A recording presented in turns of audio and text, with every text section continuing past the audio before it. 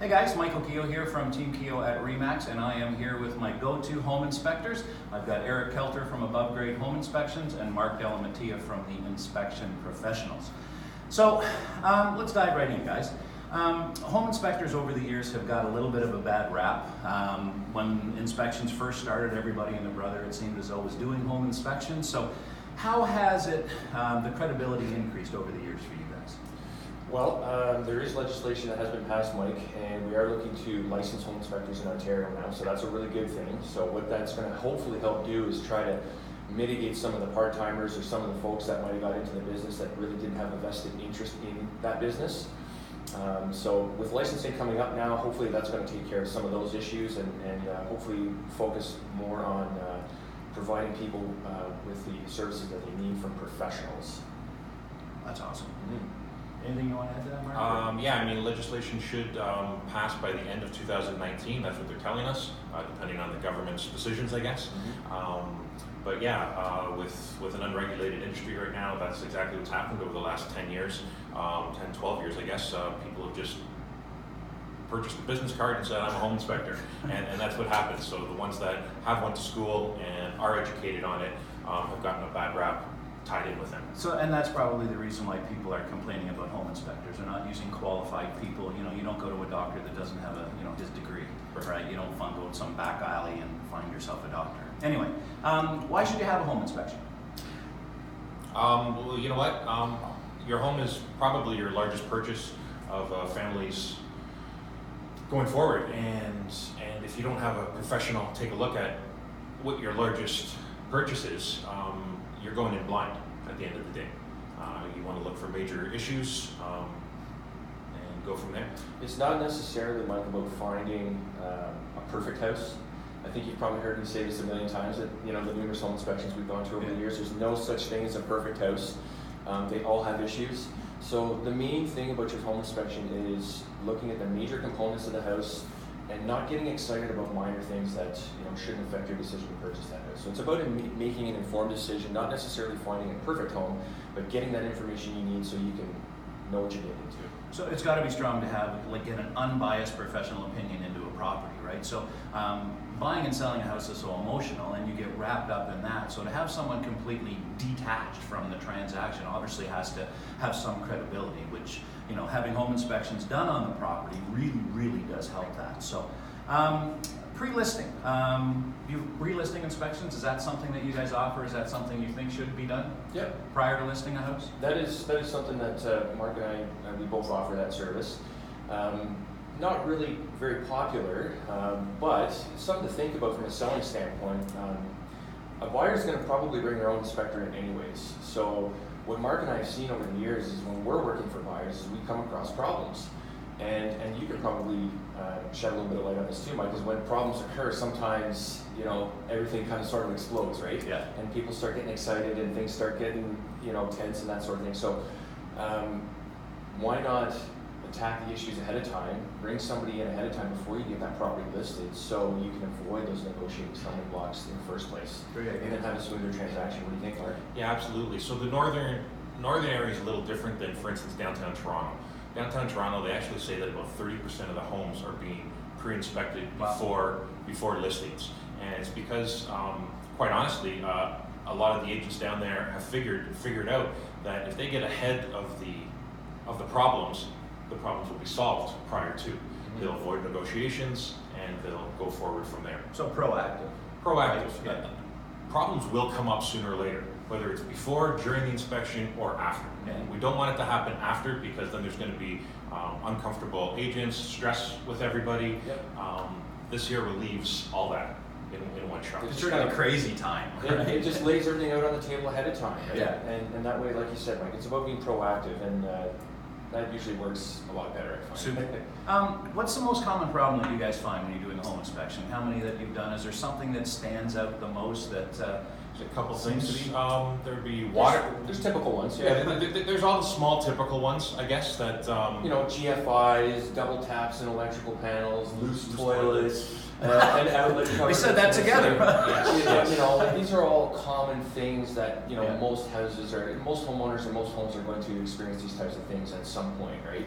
And these are all typical things that Mark and I see on a regular basis. So. Absolutely, absolutely. Then we get into a couple bigger things. Water issues are definitely one of the major components, whether it's a roof leak, a foundation leak, getting mold into your house, and leaky faucets and toilets and plumbing. But the majority is actually water damage that would be crucial, that we look for rather specifically. And you have equipment to help you find all that stuff, to help source all that stuff? Yeah, absolutely. That's a very good question, Mike. So Mark and I, we both employ thermal imaging technology with our home inspections. That's a service that we do offer. That is a very useful tool in helping us identify things that we could not possibly visually identify with our human eyes. Yeah. So that's a really good service there. I also have a couple of different moisture meters. I know, Mark, you've got a couple of different moisture meters that are used in different situations. But I would say Mark's probably got the main point of contention for most people buying a house is water damage or water issues. Well, you get paranoid, right? Like, it's such a fear because it can cause so much damage to the house, right? That's right. It's not just the water coming in, and now you've got carpet to replace and drywall and mold, which is a huge issue. That's a whole other can of worms. Absolutely, and it all increases the cost in repairs, and that's what we want to try to deal with up front. Structural issues are another. When we find a structural issue, it's more of an instant major issue that needs to be looked at right away. So someone doing that DIY, taking out a wall that actually supports half the house, that's probably not a good thing. Yeah, do not remove the load-bearing walls, please. If you do not understand structure, do not remove structure from your home, please. Absolutely. What do you guys find is the number one issue with respect to deterring someone from purchasing a house? A little. Be tactful now. A little touchy subject here, actually, Mike. A lot of the times, quite honestly, it's the real estate agent that hasn't prepared their client properly for the house that they're looking at. So, for instance, if you're looking at an 80-year-old house, expect more issues. If you're looking at a 5-year-old house, there probably won't be as many issues, but they still need to know that there's maintenance issues that are going to come up, and they need to be prepared that there will be a little bit of a laundry list at any house that they decide to purchase. Yep, I would tend to agree 100% with Mark. I think preparing the clientele for what they might encounter ahead of time and kind of giving them a bit of a Coles Notes version ahead of time of what they might get into, sort of adjusts their expectations and sort of settles everybody down. A lot of times when people are just rush and they get into these deals blind, and then all of a sudden we do find an issue, things can get tense, they can get uncomfortable, and then the agents are scrambling to try and appease everybody and try to make everything come together, right?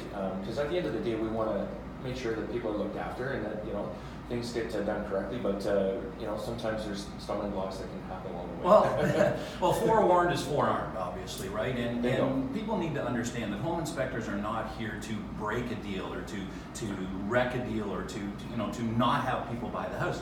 You're there to help them, educate them to the issues that are there in the house, and you're there to work alongside the buyer and the real estate agent to get the deal done.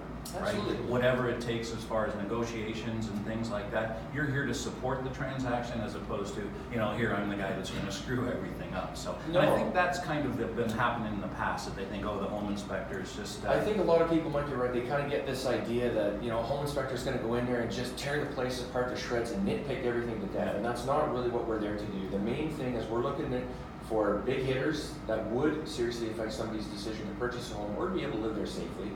And we're not getting excited about small things. It's about making an informed decision and informed purchase, right? So no house is perfect. They all have issues. It's just knowing what you're getting into, so that way you can make a plan of attack moving forward, and you're not going to be, caught short later. Perfect. Yeah, absolutely. Average cost of a home inspection, guys, and what are some of the other services that you provide other than just going through the house? One thing everybody should be really looking at is somewhere between $400 and $500 is a typical price for a home inspection. Depending, of course, you can always get higher depending on what other services we add. So there's thermal image scanning, there is wet inspections. I know Eric is wet certified. And sorry, can you just explain? So for those folks who don't know, WETT is WETT, so that's Wood Energy Technology Transfer. And they're kind of sort of the governing body that kind of oversees the code compliance regulations for wood burning appliances across Ontario. So anybody that's doing an inspection of a wood burning appliance, whether it be a wood stove, fireplace, and any of the chimneys or associated venting of those appliances, should be wet certified. Not all home inspectors are wet certified, so perhaps you might be buying a house that is equipped with a wood stove or a wood fireplace. Those items should be inspected by a wet certified professional.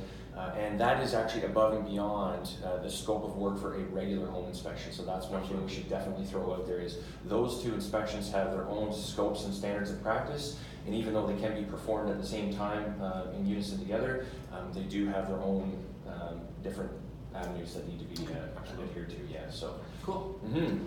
So we do the majority of our business with past clients, referrals, and people that we surround ourselves with, and people that we know, like, and trust. Like these two guys here. If you're looking for a home inspection, guys, Mark and Eric are top of the heap.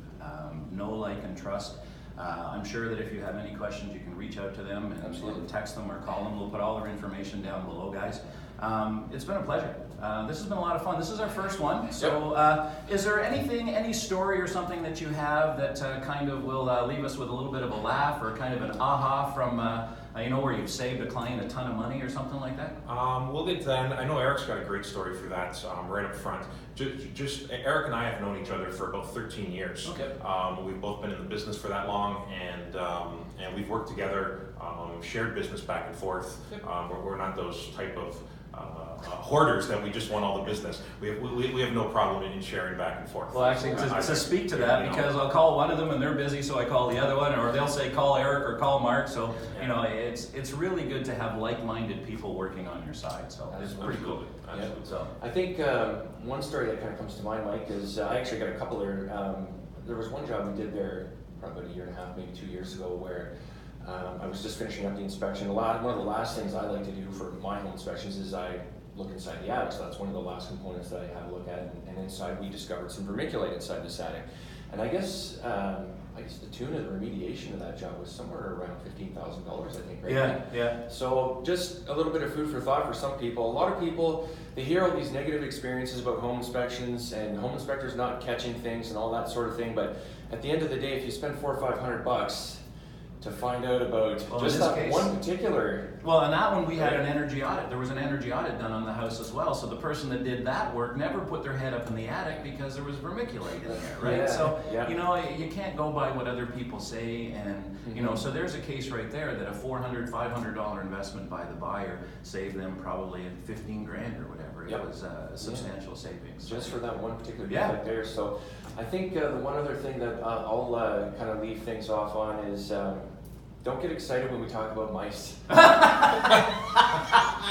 many times have you heard me say there's mice in the attic? But I live in the city. I live right there. Yeah, well, they find your attic and they're in the attic. They can poop. drop in through a roof vent. They can wiggle in through your soffit. They need a very small hole the size of your pinky finger. They're getting in there. So a lot of times at the end of the inspection, the buyers look out. There's mice in the attic, and it's actually very common. I think probably about 80 to 90% of the inspections I see. In town? Yeah, even right in here in the city. Crazy. A lot of times people think that's a country-only type of thing, but no, it's right here in the city too, and it's usually not that big of a deal. So cool. Yeah. Any closing thoughts?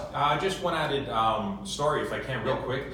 We did an inspection last year, I believe. We did the whole inspection on the house, and everything was going pretty good. At the very end, we were just doing a final walkthrough, actually, and we were in one of the rooms, the same room that I tested the sump pump in, and all of a sudden we looked down when I was doing the final walkthrough with the client, and we realized water was leaking on the floor.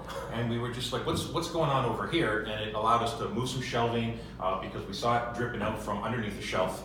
And it was about a $10,000 repair at the end of the day. So yeah, there's value in it, is what I'm trying to say. So, thanks for your time, guys. Remember, you want people you can know, like, and trust, and you're looking for awesome home inspectors. Eric at Above Grade Home Inspections and Mark from the Inspection Professionals. Can't go wrong, guys. Enjoy your day.